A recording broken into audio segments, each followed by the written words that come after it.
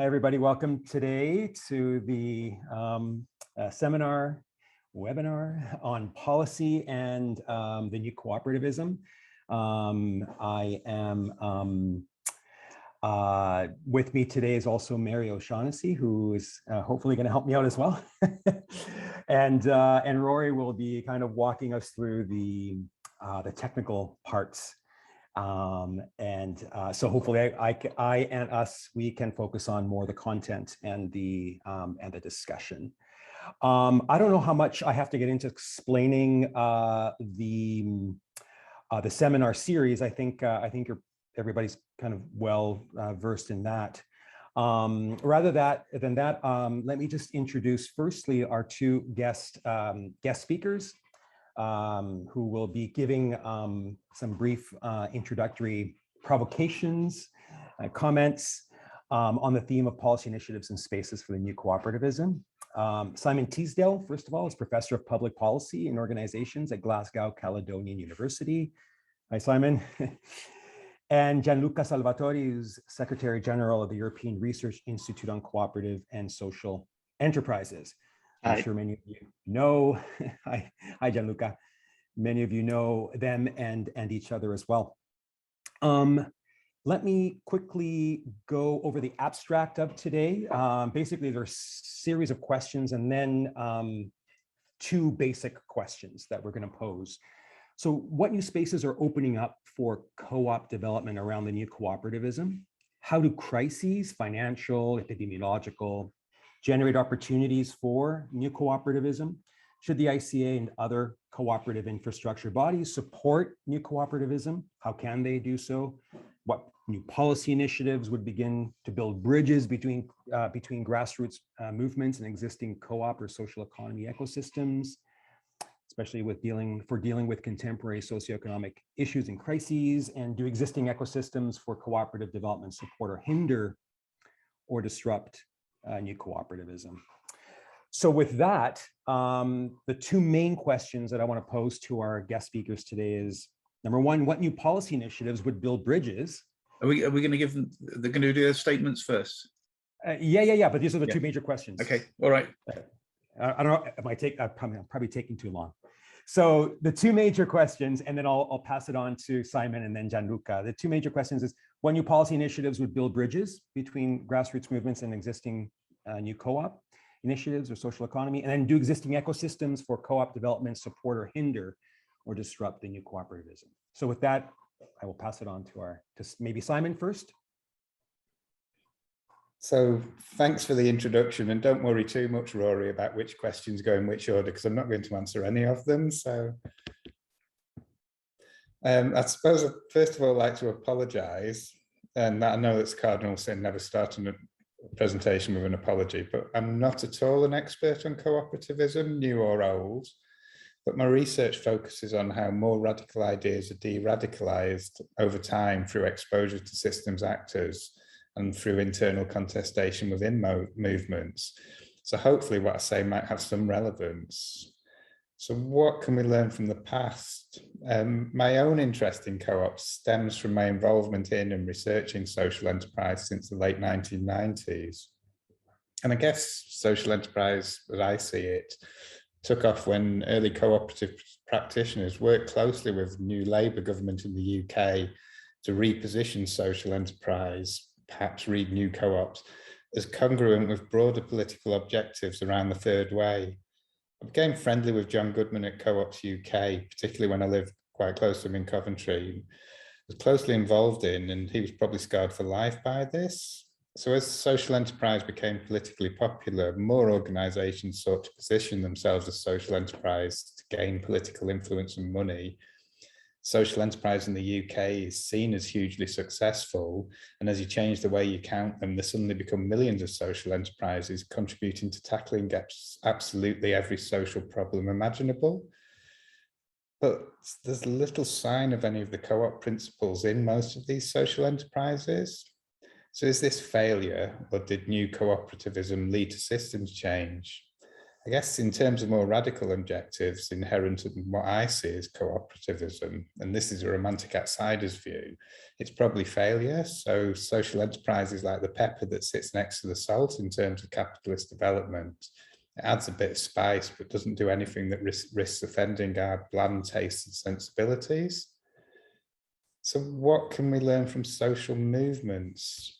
When we look at social movements, we can see more radical actors like Extinction Rebellion, who stick to the principles, pursue radical systems change, and refuse to negotiate with systems actors or to pacify moderates within the movement. But they rarely directly achieve systems change since they can't get anybody to support them. And then we can see more moderate social movements like fair trade or even social enterprise who negotiate with systems, invite systems actors to help them write the systems change strategies. And in the short term, these movements have achieved pretty significant gains. So fair trade products are sold in every supermarket, although arguably there's less benefit to farmers or those working on farms in the global south. Supply chains became fairer initially, but over time supermarkets decided to cut out the middleman and develop their own fairly traded products. EURICSE originally sought to address poverty and problems caused by banks which wouldn't lend to poor people on fair terms.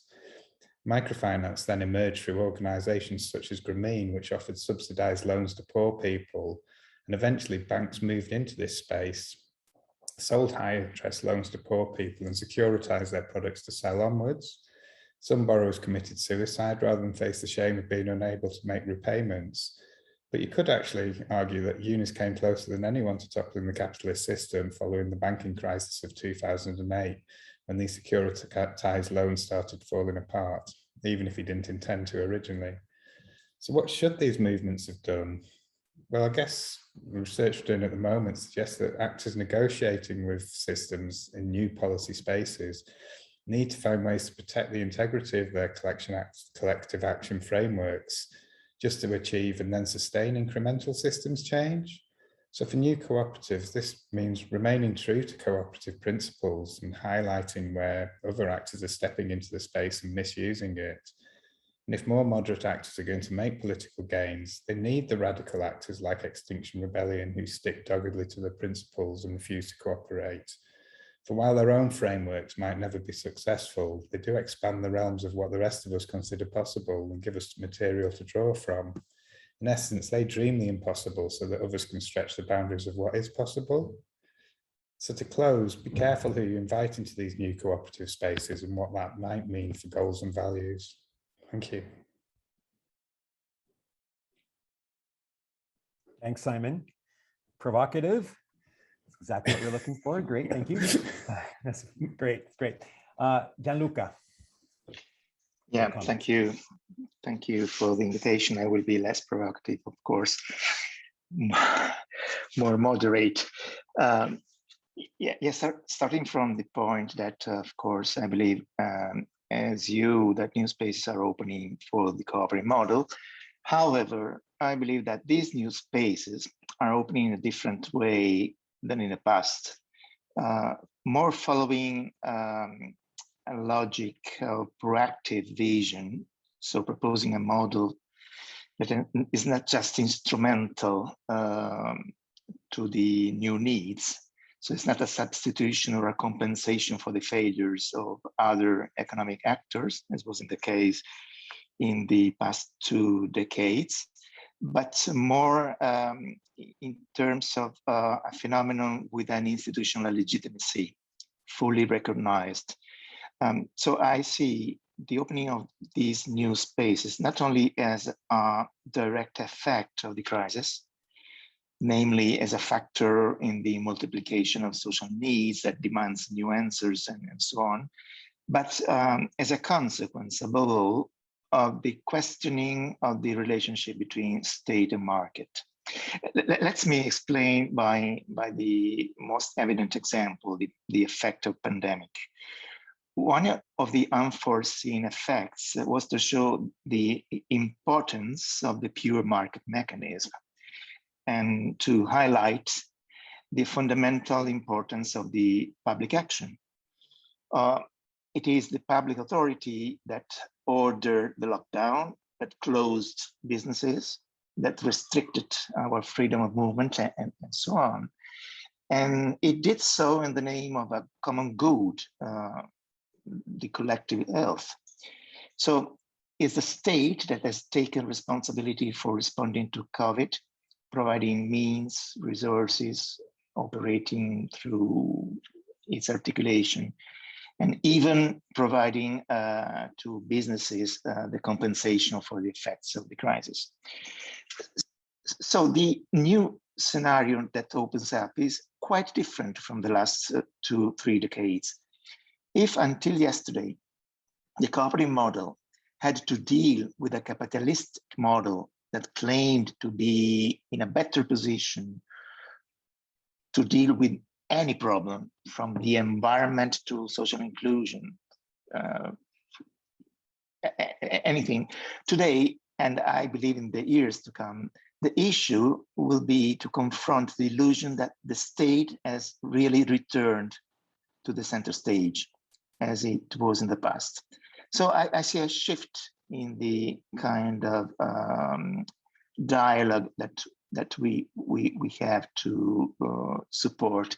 And the point to me is exactly that social complexity doesn't allow for a return to a time when the problem solver was, by definition, the public power.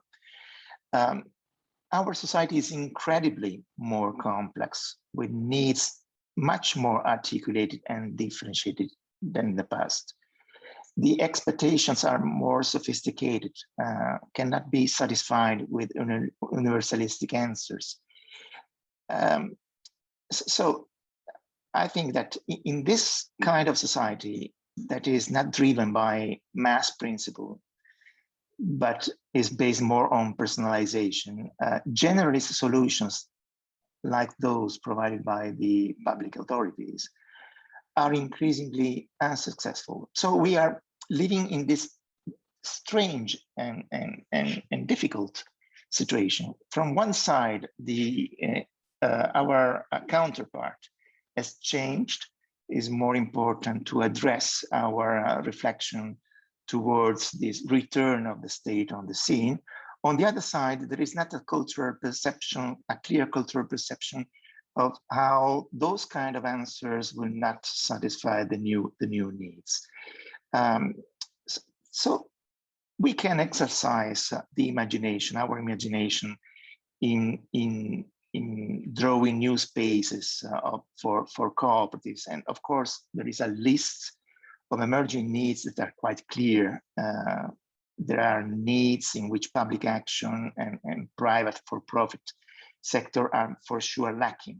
Primary care, for instance, especially in terms of territorial health systems. We saw in Italy a huge gap in terms of provision of primary care based on decentralized models.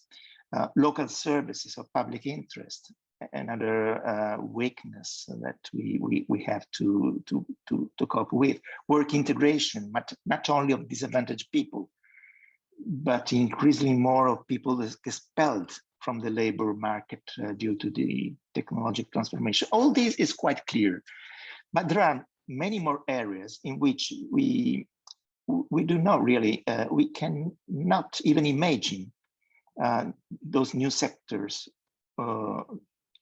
where new forms of cooperatives can emerge, because they depend on a reconfiguration of the relationship between state and market. And we are just in the middle of this process. So we're looking for a lot of innovative solutions that have to be found for various functions other than those provided by capitalistic enterprises and traditional public welfare. And I see this as the main challenge that we have to face in the next few years. And that's it as introduction. Okay, thank you, Gianluca. I would argue equally as provocative, but in a different direction. That's great, excellent. Rory, we have 15 minutes now to 20 minutes for a more informal back and forth between myself and Simon and Gianluca, is that right? Yeah, 15 minutes for you to now interview them, and then we'll go into the breakout rooms. Yeah. Yeah, okay, well, more of an interview is going to be questions that have been provoked by these two interventions. I'm not going to even begin to summarize because I think they were rich in and of themselves. I could, but I don't want to spend time talking myself. But the two major contributions that I think that Simon and Gianluca are making is one, Simon is saying that we have to look more, and correct me if I'm wrong, Simon, we have to look more towards social movements as both practices that have to be emulated or engaged with by more formal and traditional social enterprise and cooperative movements. That social enterprise are in many ways in the service of the state, in the service of the gap that's left by a shrinking state or a state unwilling to enter certain spaces. And this kind of connects with what Gianluca is saying, right? So this social enterprise model as a way of filling the gap that the welfare state is no longer able or willing to fill. So social movements are filling these spaces from the local.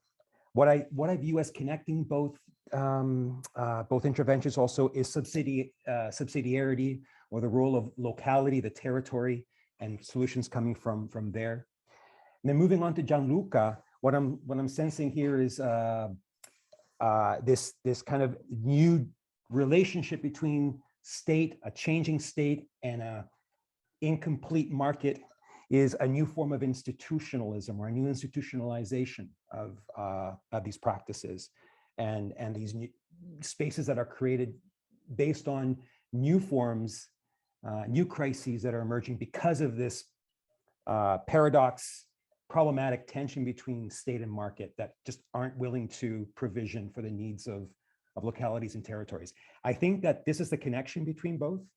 And I'm sensing here, and this is my question, the role of the local, the role of the territory, coming together with multi-stakeholders within the territory, and the cooperative model being a potential form, potential organizing form of this multi-stakeholdership. So I'm posing that as a question. Is this a possibility?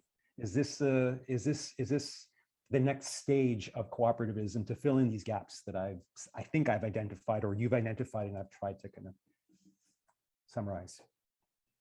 Either one of you, Gianluca or Simon? I would say yes. I think I'd say yes. So in your work, you talk of, I suppose, Argentina, some of the stuff that's going on in South America, and it's easy to look from the outside and be idealistic about this, but I suppose new forms of cooperative that can build links with people's movements potentially offers a different way of doing things. I'm probably an idealist in terms of what I think. In terms of what I do, I'm very pragmatic. I work at a university and earn plenty of money for doing it in a secure contract. But there's a bit of me that wants to believe there's a better world possible. And I think it comes from people's movements, or potentially the better world comes from people's movements rather than negotiating with government and market actors. Gianluca? Thank you, Simon. Yeah, I agree. And I would like to mention a phenomenon that we observe in Italy, and in EURICSE we are extensively studying, that is the emergence of a new kind of cooperative that we call community cooperative.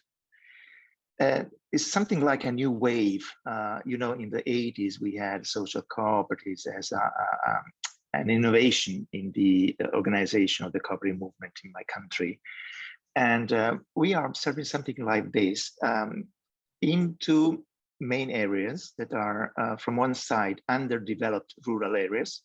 We have more or less 20% of the Italian population, so 13 million people living in areas that are underserved by public services, that are on mountain areas, islands, small islands, or just far from cities and towns. People are living, young people are living, they have no more shops and so on. But they are rich villages in terms of natural and historical resources. could be used for tourism purposes or for new agricultural activities and so on. In this area, we do have new cooperatives that are basically multi-sectoral cooperatives, because in one cooperative you find all the different elements necessary for the local living. So can be one cooperative where you have people managing the only shop. In that shop, providing semi-public services like postal services or consultancy, health consultancies. Those people can have a complementary activity in the agricultural sector, but it's just one cooperative, multi-sectoral. And from the governance point of view, of course, it is a multi-stakeholder cooperative, because you have all the different stakeholders involved.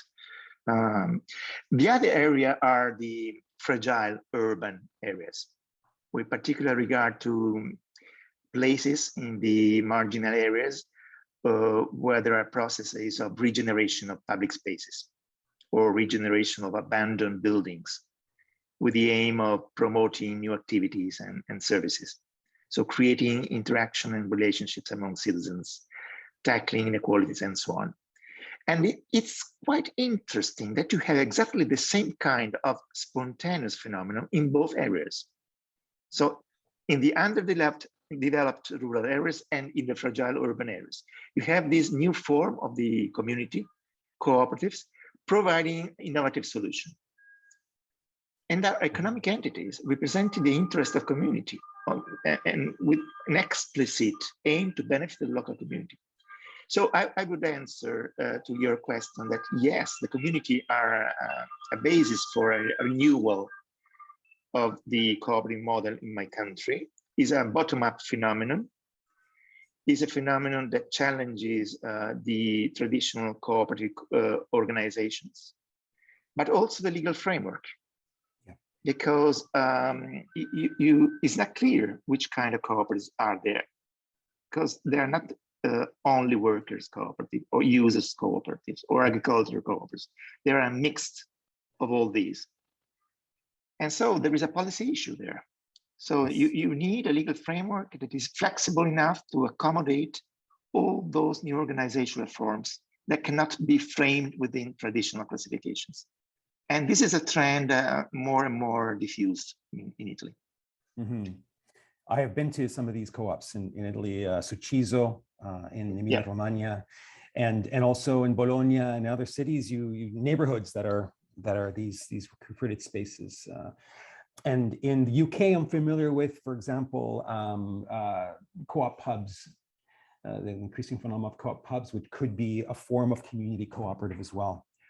In light of that, another question I have that comes, I'm sure many of us are thinking about this, is what can this new cooperativism and these new spaces of cooperativism learn from the old cooperativism, the traditional cooperative movement? Gianluca, you mentioned policy, you mentioned other, traditional forms of co-ops, consumer, worker, etc. But what and movements? Italy has a rich, long history of cooperative cooperative federations, associations, and a rich movement, as is the UK. But what can we learn from? What can this new cooperativism learn from these old cooperativisms, if we want to call it that? If I can say, sure. Well, there are two elements. First of all, is that usually those new kind of cooperatives, community cooperatives, are more often grounded in environment with an important cultural legacy of cooperativism. So there is something like a need of avoiding the Groundhog Day syndrome. You cannot reinvent the wheel every time. Yes.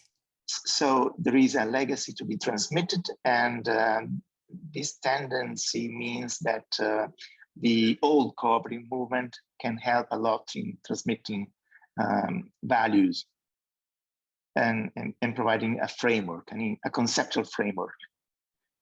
Even with innovation, but I mean, the fundamentals are there.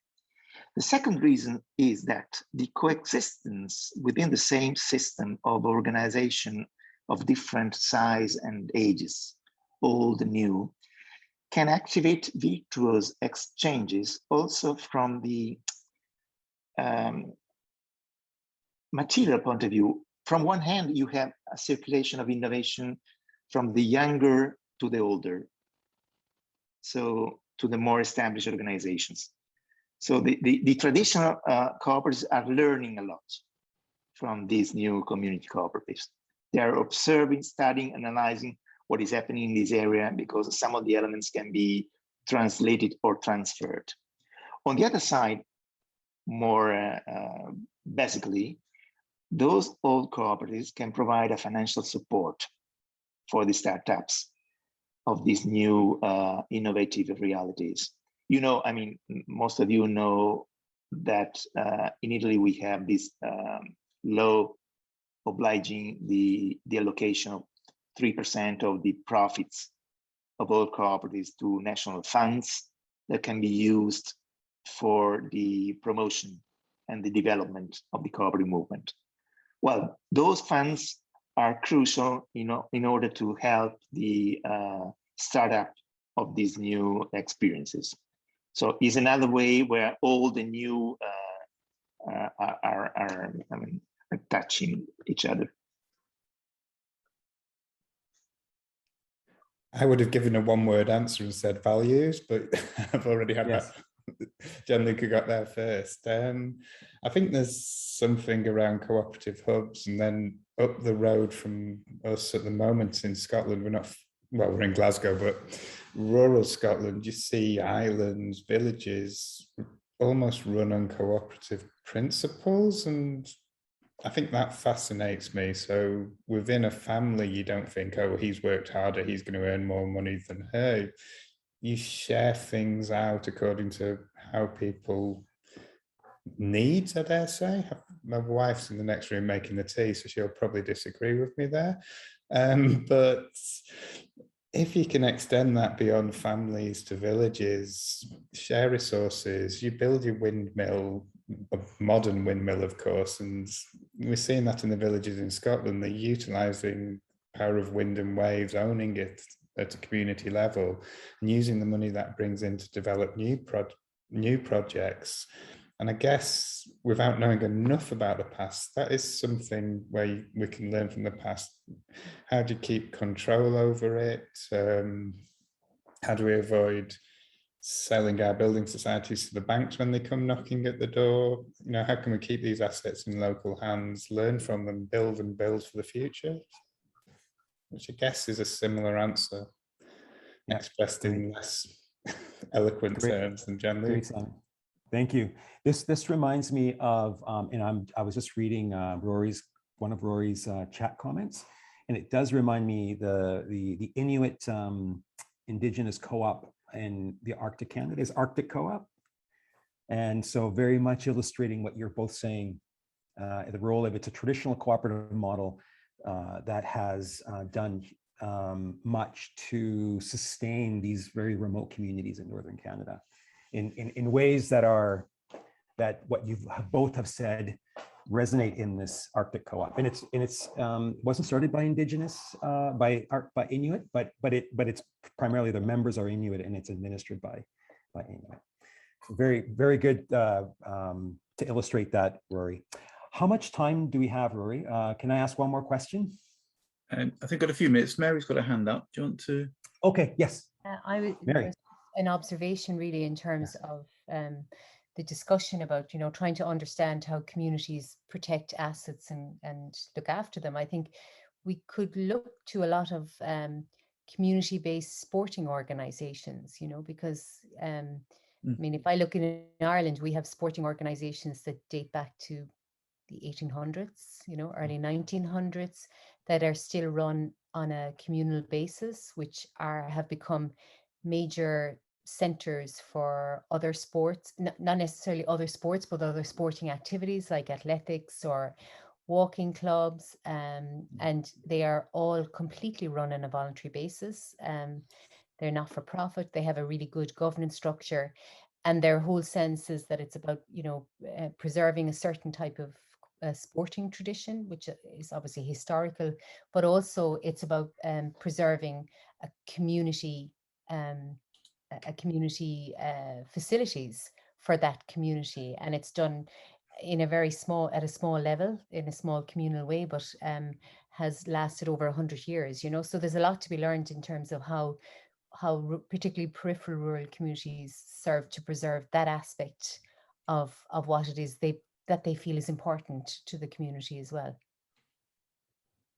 Yes, that's excellent. And that speaks to also how formal do these new cooperative experiments have to be? Yes. Do they have to formally register as cooperatives, or can they practice these cooperative values and practices in informal ways? I mean, I would argue that exactly what you said, Mary, that these are really cooperatives, but they're not officially, you know, registered perhaps in the registrar of Irish co-ops, but they are equally cooperatives, equally cooperative. Many, not many, but some of the traditional co-op movement in the ICA might disagree with me there, but well, they're not really co-ops then. But and that then so anyway, I have more questions, but I'm wondering if maybe we can actually engage in a more informal, I think more the more formal part of the discussion, and then bring it back. And we're going to have time to have a group discussion again after we do the breakouts. So you can bring the questions back into the discussion. Yeah. Yes. Okay, so folks, panelists and facilitators, we're just ignore the invitation to a room. That means that there are going to be 1, 2, 3, 4, 5. There'll be 6. So hopefully I'll juggle the room so that there's 3 and 3, and then the rest of us will carry on in this room. So let me create 3 rooms. There's Grant left. Grant it doesn't have a camera, which makes it hard for him to join in the discussions. He likes to listen though. Right, that was interesting. I mean, it's interesting how your mindset changes as each of these seminars evolve. So, I mean, we talked quite a lot in previous seminars about the social solidarity economy. So, Simon, do you want to pick up a question I put in chat? Would you see the social solidarity economy as a movement? Oh, not in the UK, no. No, not in the UK. But would you consider, when you consider how we've engaged with it in the different conference settings and the actors involved, do you see it like you would see a social movement, or do you think it's not as rooted in a cause as that? I think I wouldn't, but I might do if I lived in some parts of South America. Yeah, because I mean, the community co-ops, Gianluca, they have a legal form now, but I mean, there's a history throughout the whole of the co-op movement of people beginning co-ops where there is no legal recognition of what they're doing, and then over time they acquire legal recognition for the cooperative form that they have invented. I mean, that happened in Mondragon. I think it happened in Rochdale, effectively, didn't it? Rochdale started before we had any statutes. They didn't even have anything on the full statute book until the 1850s, was it? 1850s. So I mean, there's a problem when you rely on when you're just relying strictly legislation, you know, based on traditional co-ops. And I hate using that word traditional, but you know what I mean, like, you know, conventional co-ops now. And especially in Italy, for example, it's clear what a worker cooperative has to do in Italy. Each member has to offer particular labor and and it's spelled out. And each consumer co-op, each member has to, you know, consume products from the co-op. So then to create a multi-stakeholder community co-op really pushes the legislation yes. Yeah, I mean, but this happened 20 years after. I mean, the first social cooperative in Italy was around 71, and we had a law in 1991, so 20 years after. Yeah. So it's a bottom-up process, a long process that push and force the existing legal framework. So the adaptation from the legal point of view comes as a consequence where institutions react, and usually this requests a lot of work and a lot of time. Yep. What is happening now is exactly the same with the community cooperative. There is a triumph by some political parties in order to promote a new law on community cooperative, but we are against. We and the cooperative community, the cooperative movement, we are against because it's not mature. We need more time in order to consolidate, to make more clear, and so would be. The risk is high that in institutionalizing this process, you will crystallize something that is on the move. Yes. And needs more time. But the law has come in, has it not? No. Right. No. Julia, there is a proposal. In the first seminar, Julia Galera told us that there has been legal recognition that you can create a co-op for a general purpose.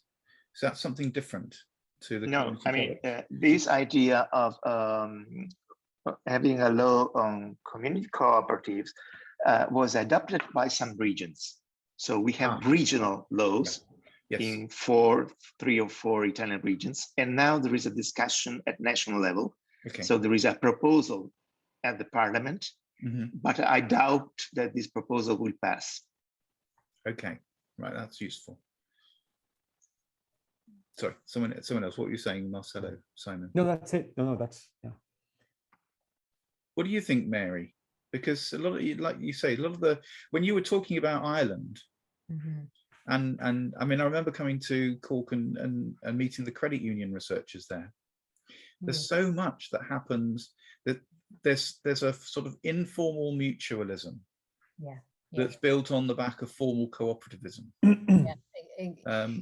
I think, I mean, I think the trajectory in relation to thinking about cooperativism. So there is an informal mutualism, which was always there traditionally and was actually related to agriculture. I think when you were in Cork, you might have heard of the whole principle of Mehel, which was informal cooperation between farmers around harvesting time. It's the sports stuff that I remember that links the credit unions. It's the sport. It's just when you were talking there about kind of, you know, minding community assets. My husband is a coach for under 12 and under 14 girls football. So they were playing a really big game the other night, and I was at the game because 2 of my daughters were playing the game. Yeah. But on that one night, and like he coaches in a different community where we're from, which is where he's from originally, but it's a very small community. It's only about maybe population of about 300 in that area. So very small community, very small numbers of population to draw from. So like winning or losing a match is really, really important. In terms of, this is the pride of your community is on you winning this match. So this, but on this night, like when I went over to the football pitch, and it's a tiny football pitch in a very peripheral rural area, there were under 14 boys, there were under 16 girls training, there were men training football and hurling, and there were about 10 women in a walking club, just going around the wider perimeter. And I was kind of looking at this small community-owned field, basically, which has been in existence over 100 years, with a gym, with 2 physiotherapists and 1 masseur in the gym. Like this is probably rises the population by 50% in one night in that community. Yes. But it was just, I was remarking to myself, is like, this is just all community-based activity. You know, there's some funding from the government, but it's very little. The rest is fundraising, it's membership, community membership, it's huge levels of volunteerism, and every coach is a volunteer, every mentor, everybody, you know, refereeing, you know, the ref is the only one that's being paid, and that's a minimal amount. But you know, to see that can be in existence for over 100 years and still be so, and it's in every community right across the country, north and south, right across the country. So there's a lot to be learned for that kind of communal activity, which is run But on. it wouldn't register on the official No. global co-op movement. Oh, not at all. It is a social economy, social It's a solidarity social economy. economy. It's a solidarity economy, is it not more than? I mean, we were corrected in the last seminar. The social economy has always had a labour orientation.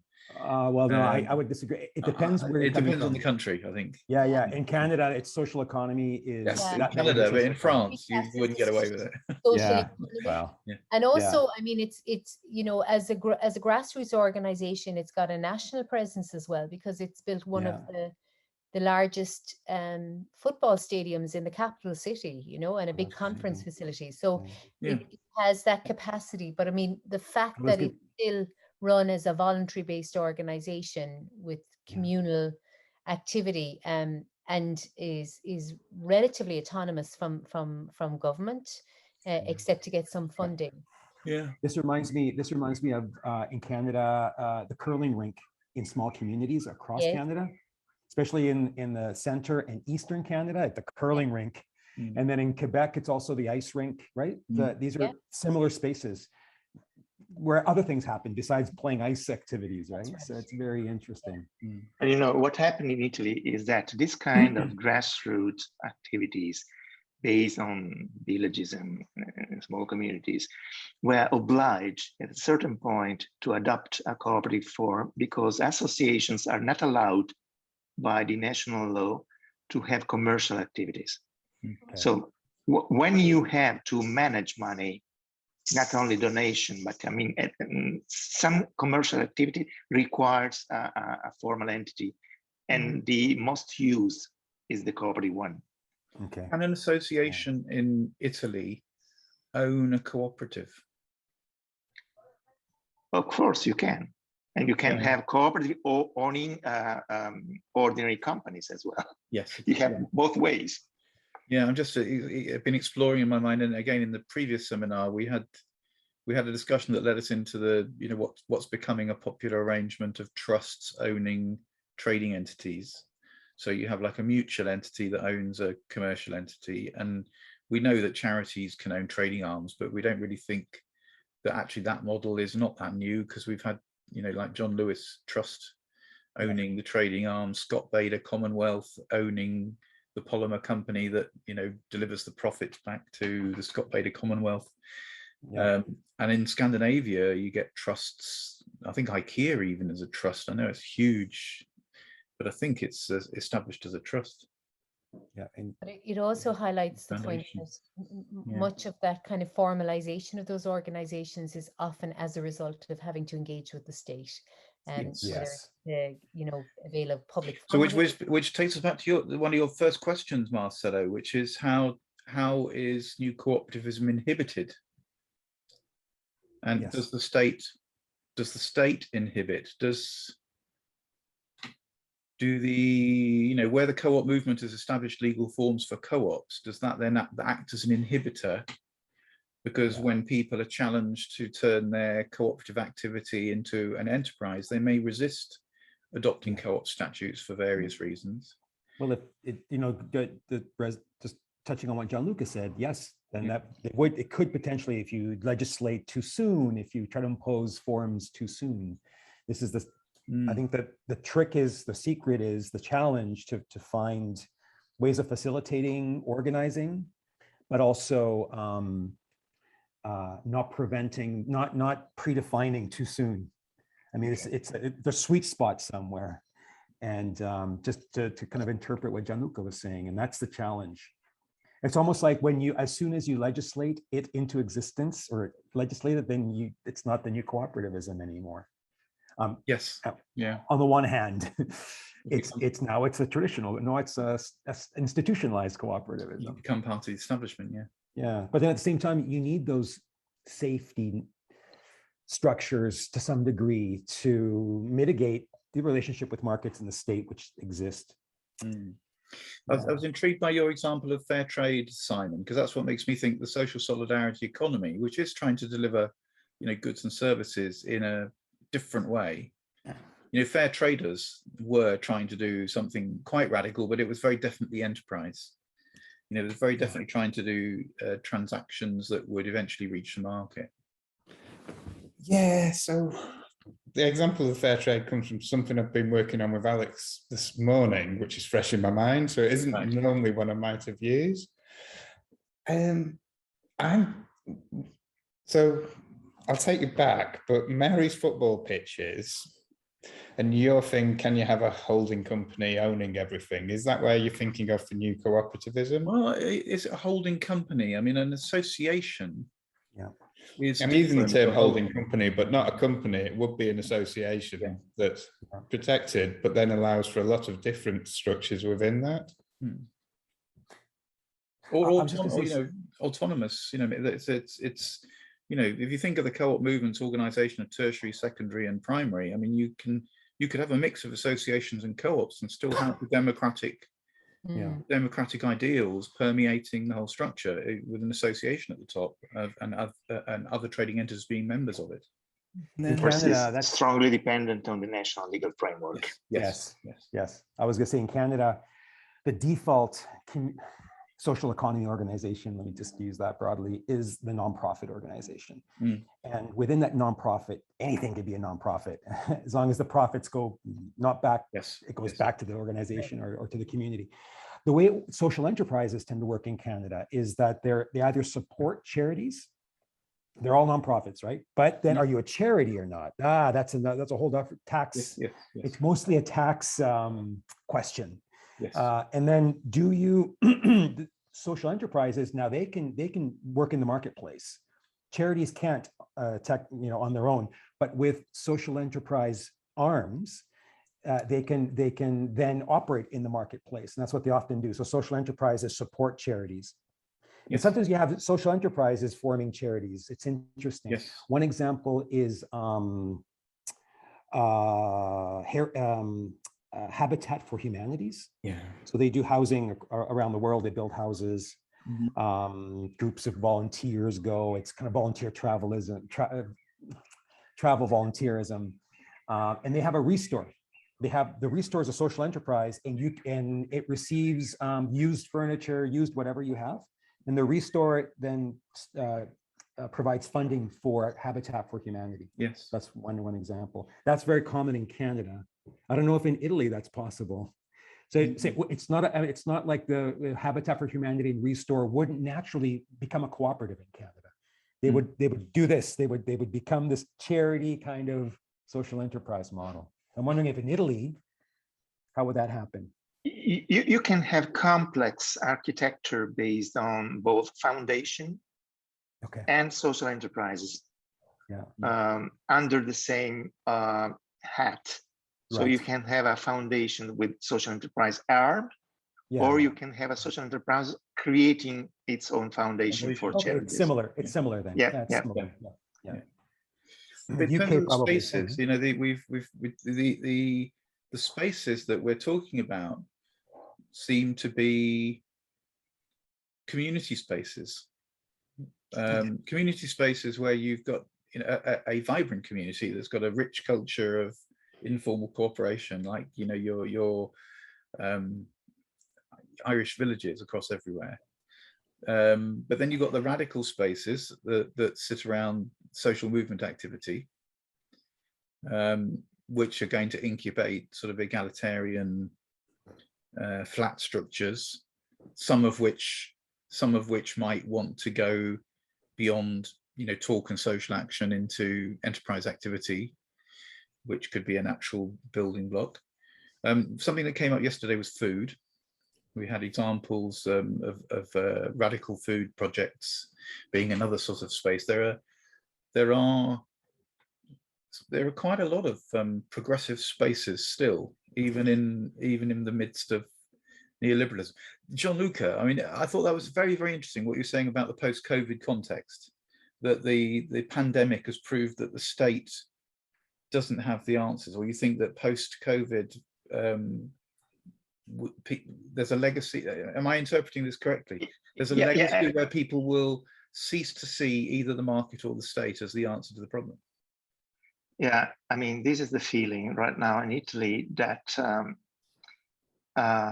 suddenly with this 220 billion coming from EU and injected into national economy, the state will be the player for the next 3-5 years for everything.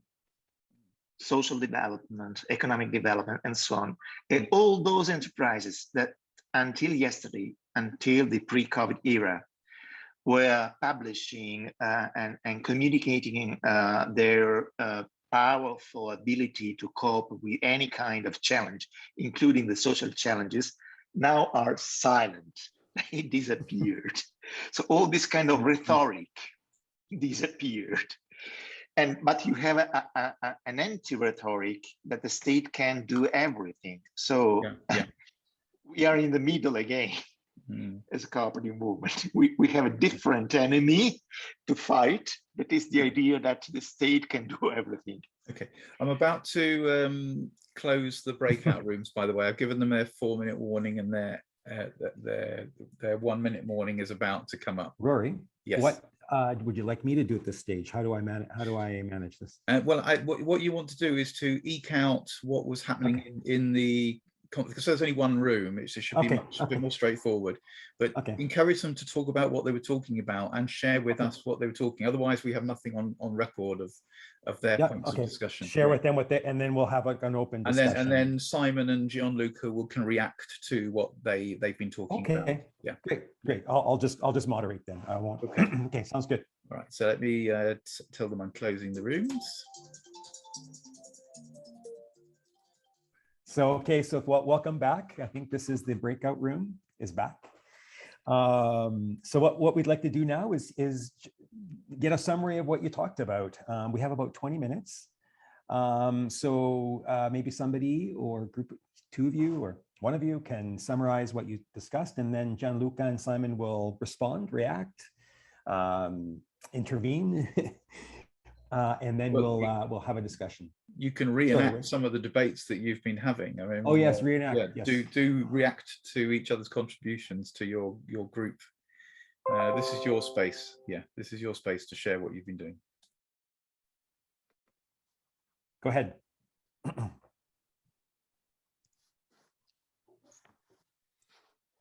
Who wants to? Somebody. Any one of you from the breakout room. Okay, shall I say a few words to start with? Hey, Roger. Thanks. Yeah. So I think we had quite an interesting discussion.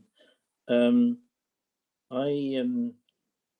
think that some of the things we covered were that social movements have played a big role in the dynamism that underlies quite a few experiments and initiatives, and they are not necessarily formed as cooperatives. They might be later on shaped as cooperatives.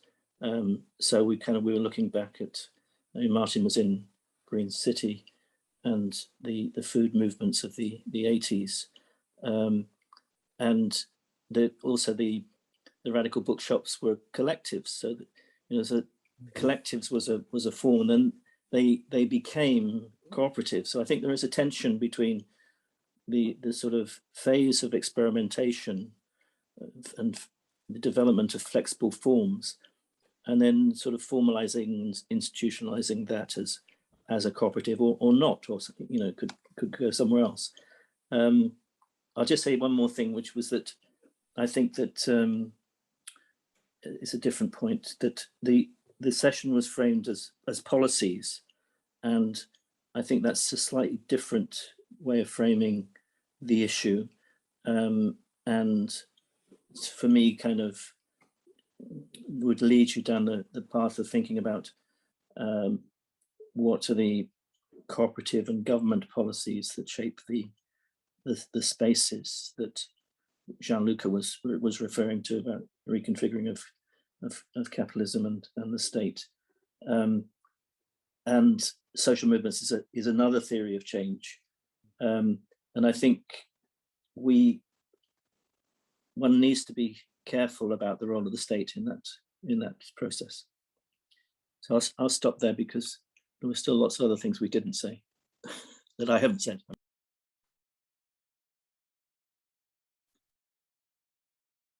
Okay, but somebody else in the group? What else did you talk about? We did talk, Catalina made a good point about, well, she made two good points that I can remember. One was about the danger of cooperatives and cooperative development organizations chasing state funding and that distorting their actual original aims. And the other point that she made that I remember very strongly was that the crucial thing is about transparency and accountability. Those are two fundamental things in terms of vibrant new cooperative organizations. Do you want to expand on that, Catalina? Well, I think that it is, I would say, even that the whole name of the series is New Cooperativism, I always have in my mind this kind of reinvigorate an ethical cooperativism more than a new cooperativism. And I think that will be my point. And with that, all these different things that should be really in place for accountability, transparency towards, first of all, yourself as a member, with what kind of ethical stand you approach, as you are part of it. Secondly, to the other members. And thirdly, to the society, the community where you are inserted, if you're inserted with the right purpose. That's what I will say. Thank you. Just I can quickly comment on. Thank you for that. That's when I first started working on this concept and theme, this is something that I identified early on, and it's ethical and sustainable is one of the dimensions that I've been talking about, and that Rory has also been. So this is really good that you underscore that. If I can add to what Catalina was saying, and for the points that came out for me, that the transparency and accountability, as she said, was to do with the people who are active in the sort of collective action, the movements of, and then the government came in with money, and so then there was a following of the money and what Catalina described as a story of constant failure.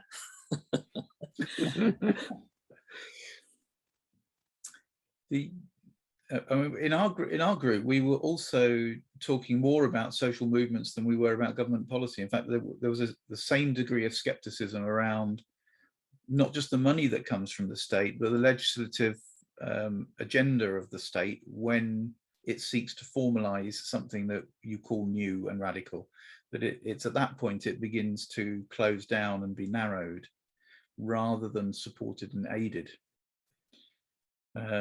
So just wondering what else, Hazel, Timothy, what was your take on what Roger and Martin and Catalina have said?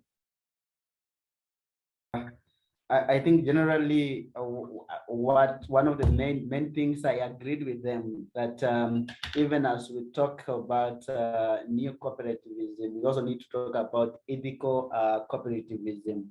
But what actually sparked a lot of interest in me was the issue of democracy. And we were saying that even as we do this, can we build holistic democracy in the social movement, especially cooperatives. So yeah, it is important, and this has actually been a challenge, when you talk of ethical leadership in the social movement and even the cooperative movement. This has been a challenge in the global south. Mm-hmm. Yeah.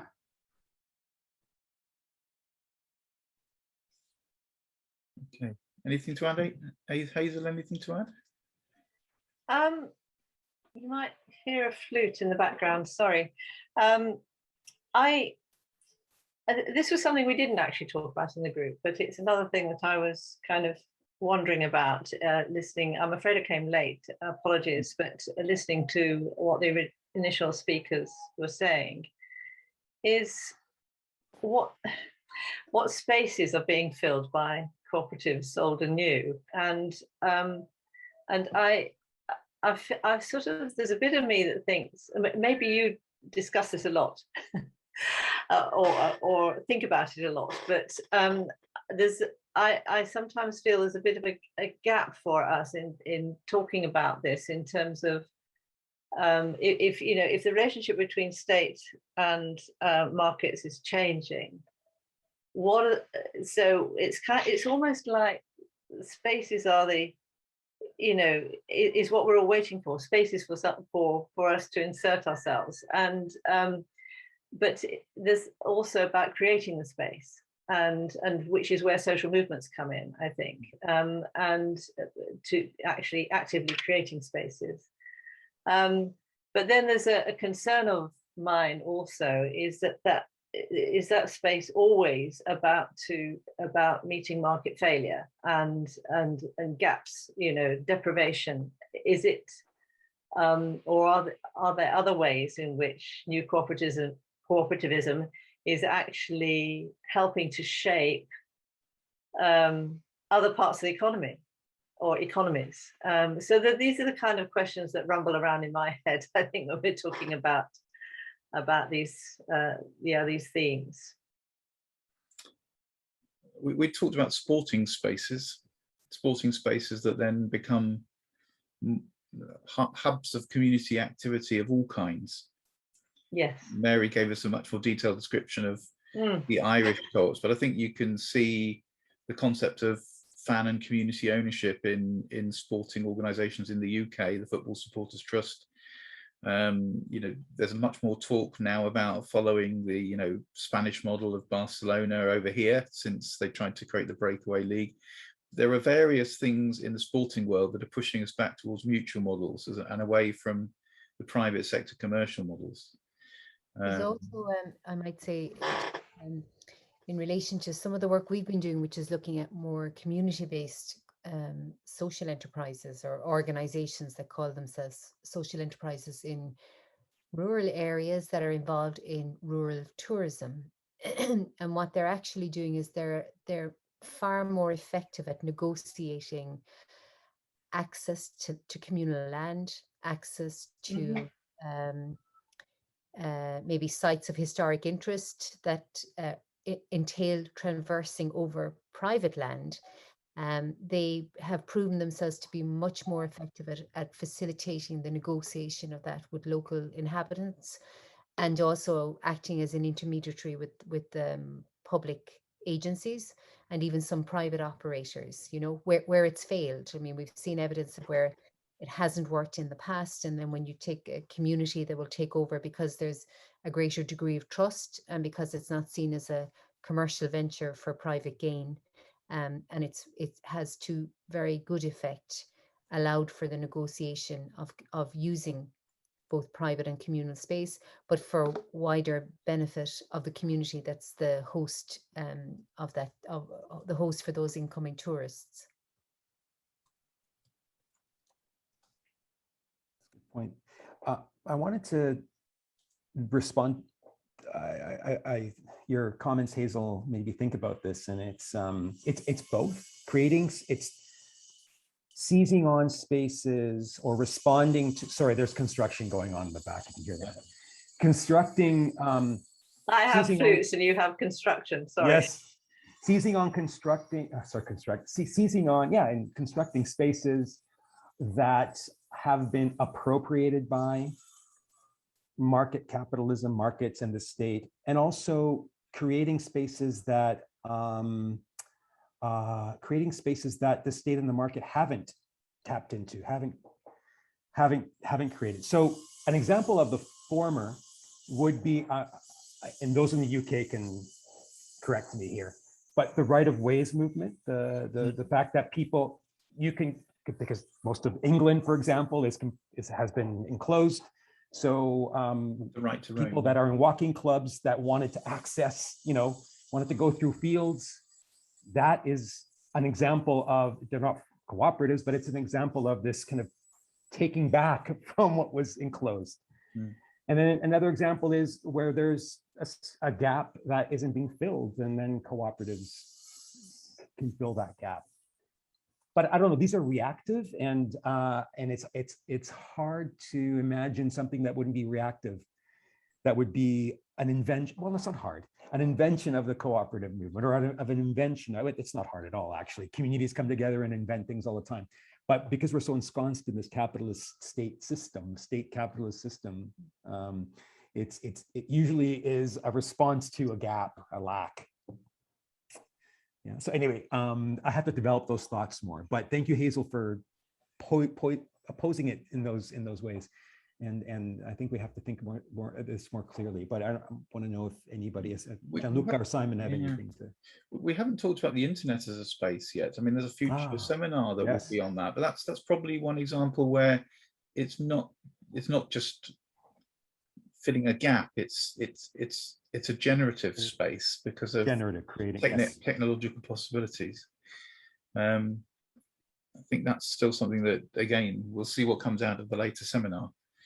But the social movement side, it's always going to be cause driven, isn't it? It's always going to be wedded to a political or social goal. Yeah. Also, talking about, sorry, just talking about the spaces, which spaces haven't been dealt with before, even either by the private or the state sector. And here comes once again the thing of accountability and transparency. Just as an example, Fairphone as a social enterprise. And if we check their whole supply chain, it ends up in a small scale cooperative gold mine in the Peruvian Andean. So it is, I think that the role of the cooperative movement could be just like tracking every single space process, because from the Andean region then goes to China, and all the generative and also things that happen in the workshops, the Chinese workshops by which Fairphone have deals in order to assemble the Fairphones, for example. So it is how that accountability and transparency of the supply chain. So even if you are a cooperative of, in this case, food or goods, so what kind of accountability you're having yourself in checking the supply chain, how those goods are being manufactured, produced, are child labor exploitation there, not equal rights for workers. Okay, that's one comment. Thank you. Yeah. Roger? Yeah, I think spaces is also a fruitful way of thinking about processes of change. I think spaces in a kind of material sense or positioning sense in relation to capitalism and the state, but also in terms of an ideological way in which the space or the initiative to fill that space is framed. But I also think, and it was Hazel who made this point, that it's easy to idealize the capacity of, well, she didn't say the second bit, she said it's easy to idealize. I'm adding the potential, it's easy to idealize the capacity and potential of new initiatives to address the issues that they claim to. And there's always conflict and there's always power that has to be considered. And in relation to that, it's not just, we mentioned the state as an important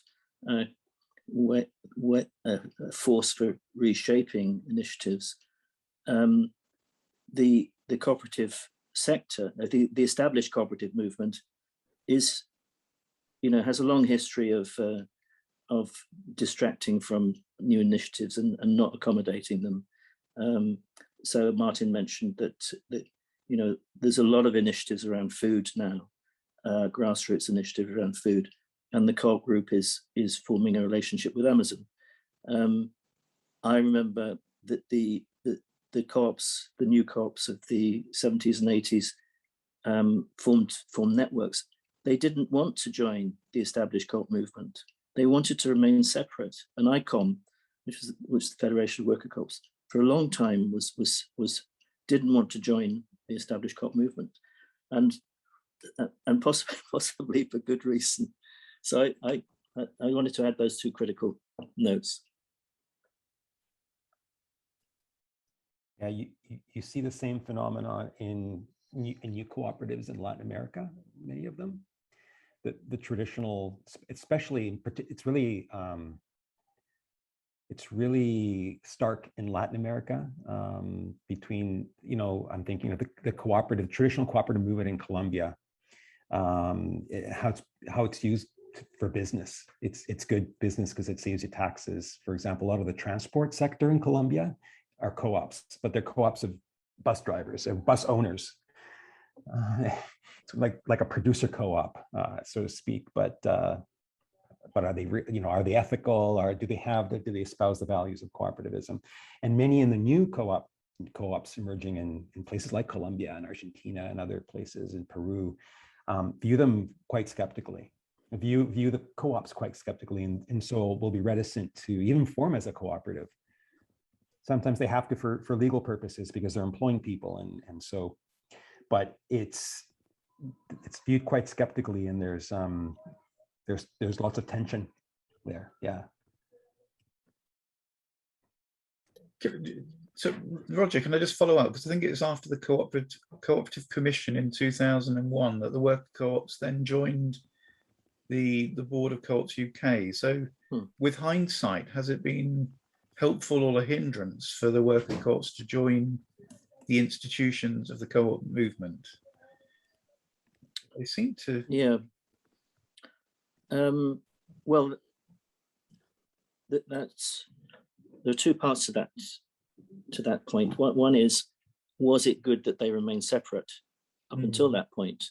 And I think if you theorize processes of social change, thinking about niches and protecting those niches, I think possibly that it was good that they did protect that niche. And then I think that when you're strong enough, you can take on the other. You can rejoin the institutions of the older cooperatives, and I think that, you know, if you look what happened, I think that many of those people from those movements in the 70s and 80s led to a reinvigoration of the established co-op sector, which, I mean, I think Martin became member relations officer or something. You're probably in a better position to answer that question than me, Martin. Martin, if that's all right. Yes, I'll pass it on to you, Martin, and then go ahead. Just to elaborate on that. First of all, it was a shotgun marriage between ICOM and the cooperative union. ICOM ran into big problems essentially over managing European money and accounting for its use of European money, and so it was forced upon ICOM to join in with the cooperative union. And I think my assessment from outside would be that was detrimental actually to the development of worker co-ops, because the Worker Co-op Council, as part of what became Cooperatives UK, has been kind of quite marginalised within the broader discussions. And it's true, yes, I was involved as a lay member of what was then the Cooperative Wholesale Society, and it's become the cooperative group.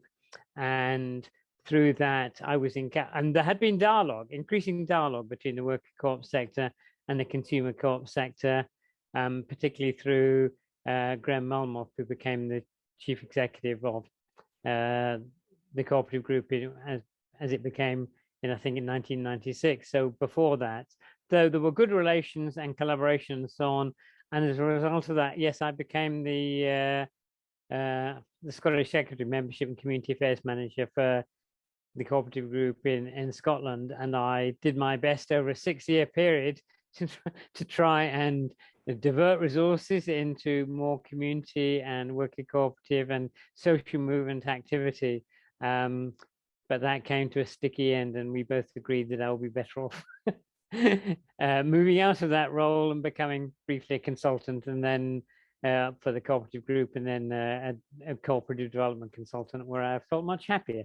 Okay, I have to hand back to Marcelo now, so we can begin the closing stuff. Yes, I wanted to make one comment here that relates to some work that I've done in Italy, is that also particular forms of funding and ways of doing worker buyouts in Italy, for example, were also affected by EU legislation and imposed on Italy because of the entrance into the union. It'd be interesting to do a study to see how the cooperative movements around the EU were affected by them and having to enter. It was basically, in Italy, it was basically about anti-competitive laws. Co-ops were viewed as being anti-competitively supported by the Italian state, which is ridiculous. But anyway, it seems like ICOM was in a similar situation, and they had to make accommodations. But anyway, I just, as an aside for further investigation, I want to just pass it on to Gianluca and Simon now for final thoughts, maybe 3 to 5 minutes each.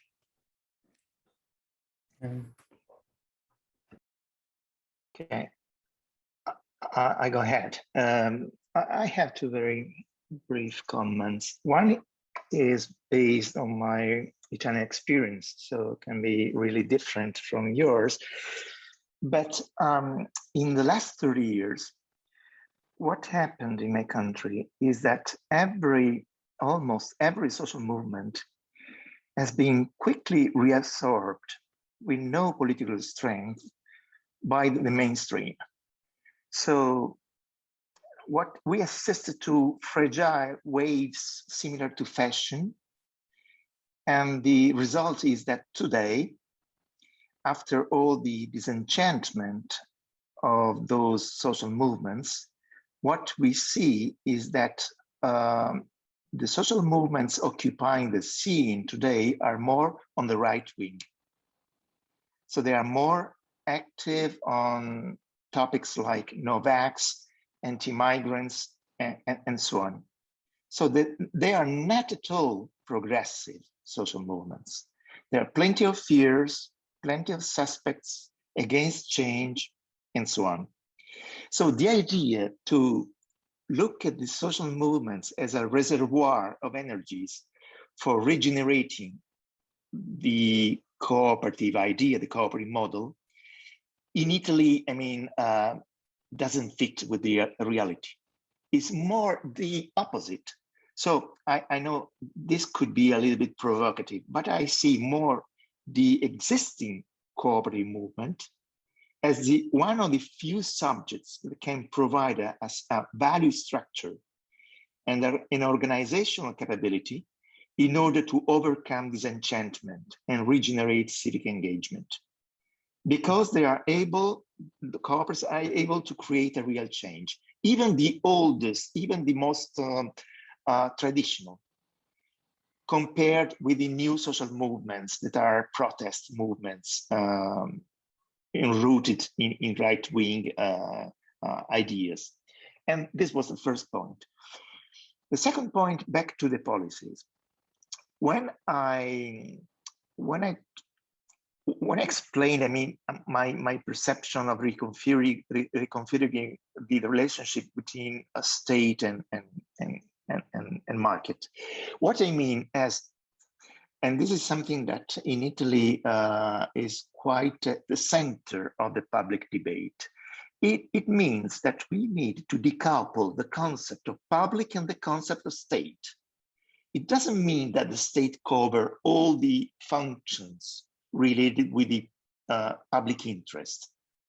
We did a fight in the last few years in order to change the law we maybe you know in 2017 we had a new law on third sector, including social cooperatives and social enterprises. And the core of this law is that now we have tools, instruments, legal instruments, alternatives to the traditional relationship with the public administration based on calls and tenders. So what we can do now is when there is an organization, a social economy organization, who wants to launch new social services, this organization can negotiate with the public administration in a process that is called co-programming and co-projecting process, can negotiate the content and the methods for providing the service, and can negotiate also the money for providing that service without going through a public process of calls and bids. This is against the trend of the European Commission in the last 20 years. This can be revolutionary in the system of relationships with the public administration. Of course, in this framework, we still have to demonstrate how does it work. We are struggling in order to provide the organizations from one side and the public officers on the other side with the cultural tools in order to apply the new concept, the new framework. But I mean, this was a result, a great result to have this in a law, and we work from here on in order to apply this new concept. Great, thank you, Gianluca. Simon. No, I think that was brilliant and a really good point on the social movements. I guess in the UK, we could point to Brexit as a social movement. I know work in America is focused on white power as a social movement. I suppose where I'm more interested in is how we can learn from social movements, particularly in terms of protecting spaces for new things to emerge. Then I guess there's a difference between England and Italy. So years ago, I did some work from Co-ops UK, and they asked me to do their annual mapping of the sector, which is aimed at showing how many millions of co-ops there are and how much money they've got. But all the money comes from John Lewis, whereas all the co-ops, I did my little bit of analysis, and I was going to write a lovely paper on how it was all about sex, alcohol and war, because they were all working men's clubs or conservative clubs or, I can't remember the old war heroes clubs. And then I found one dating co-op, which I thought was really interesting, but sadly they'd closed down, so I couldn't include the sex bit. And then John Goodman pulled my funding, so I couldn't write anything on the right-wing co-op movement in the UK either.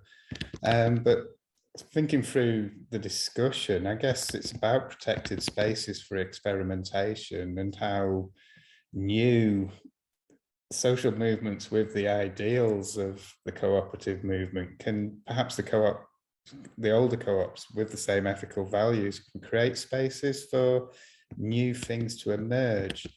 But also it's not just about creating these spaces. I think Roger made the point, but it's very much about protecting these spaces from people without the same values, goals, maybe not quite as exclusively as in some of the old cooperative forms, but I think there's a link to be made there. And then I guess the other thing is don't follow the money. States close down spaces for collective action, even where they need to build it. And then points on democracy and what types of democracy do we support? And I guess this is where the idea of protected spaces for different forms of co-op to emerge based on different types of democracy, give them a chance to flourish and see what happens. But yeah, generally I agree with Gianluca on that and everybody else in the room. So thank you. It's been really interesting discussion. And I think I know what new cooperativism is now. So. Thanks, Simon.